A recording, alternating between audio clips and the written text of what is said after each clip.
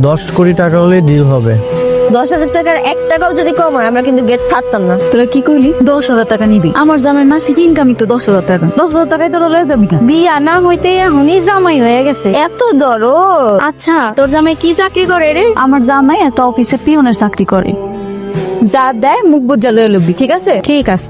কিরে আমাকে কি গাড়ি দিয়ে যাচ্ছে? গাড়ি দিয়ে যাবো মানে? তুই কি পাগল হয়ে গেছিস? গাড়ি দিয়ে গেলে তো ঝামেলা হয়ে যাবে। একটা কাজ করি, রিক্সা ডাক দে। হ্যাঁ রিক্সা। আরে দুলা ভাই আসছে, দুলা ভাই কষ্ট করে গেট ধরছি, 10,000 টাকার 1 টাকাও কম দিলে গেট ছাড়তাম না। এই সামান্য গেটের জন্য 10,000 টাকা? এত টাকা দিতে পারবো না। যদি 5,000 টাকা হয় তাহলে বলেন। কি করতেছিস? ওরা যদি জানতে পারে যে তুই 5,000 টাকা দিতে পারবি তাহলে তো বুঝতে পারবে যে আমাদের কাছে অনেক টাকা আছে। একটা কাজ কর, 100 টাকা দে। কিন্তু ফকিরে দিলেও 500 টাকার বেশি দিস। এগুলো তোর বউয়ের শালি, তোর বউয়ের বান্ধবী, ফকির না। যেটা বলতেছিস সেটা কর।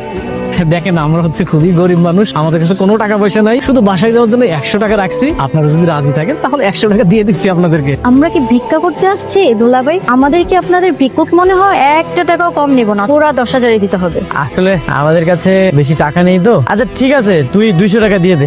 200 টাকা দিয়ে নিজেদের মান সম্মানটা নষ্ট করেন না, অন্তত 500 টাকা তো দেন। ঠিক আছে দিয়ে দে।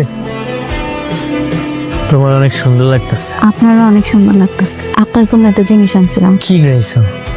এইটা তো অনেক দামি জিনিস, এটা কেন আনতে গেছে? আমার একটা ছাগল আছিল, আব্বা ওটা বিক্রি করে দিছে। বিক্রি কইরা সব করে আপনার লগে আংটিটা বানাইছি। এই দামি জিনিস যদি আমি হাতে পুরা পুরা রাস্তায় ঘুরি তাহলে যদি কিছু একটা হয়ে যায়? আব্বা অনেক শখ কইরা আপনারা বানাই দিছে, আপনি এটা স্মৃতি হিসেবে রেখে দিন। আচ্ছা ঠিক আছে, আমিও তোমার লেগে একটা জিনিস লইছি। আমার লেগে কি আনছেন? আমার কাছে তো বেশি টাকা ছিল না, এটা সিটি গোল্ডে 300 টাকা দিয়ে আমি কিনে লইছি। তাতে কি হয়েছে? আপনি ভালোবাসা আনছেন, এটা আমার স্বর্ণের থেকে দামি মনে হইতেছে। একটা ফোন আইছে। হ্যালো, ভাবির হাটটা দিছোস? হ্যাঁ দিছি। ওইটা কিন্তু 2 ভরি স্বর্ণ, প্রায় 3 লক্ষ টাকা দাম। ভাবির সাবধানে রাখতে বলিস। আচ্ছা ঠিক আছে। কে ফোন দিছিল? আমার বন্ধু। বাজার আনতে হইব, দেখো ইলিশ মাছ পাও কিনা। নতুন জামাই, ভালো মন্দ মাছ মাংস তো ওর দিতে হইব নাকি। ইলিশ মাছের যে দাম, তারপর আবার ওই বিয়ের মধ্যে অনেক গার্জেন হয়ে গেছে। আব্বা তুমি এত চিন্তা করতেছো কেন? তোমার সাধ্যের মধ্যে যা পাইবা তাই আন। শোন মা, তুই জামাইটা যায় জিগা, জামাই কি কি মাছ খেতে পছন্দ করে। মামা জামাই যেটা পছন্দ হয় ওইটা আনুন। আব্বা বাজারে যাইবো তো, আব্বা জিগাইতে কইছিল আপনার কি মাছ পছন্দ আনবো।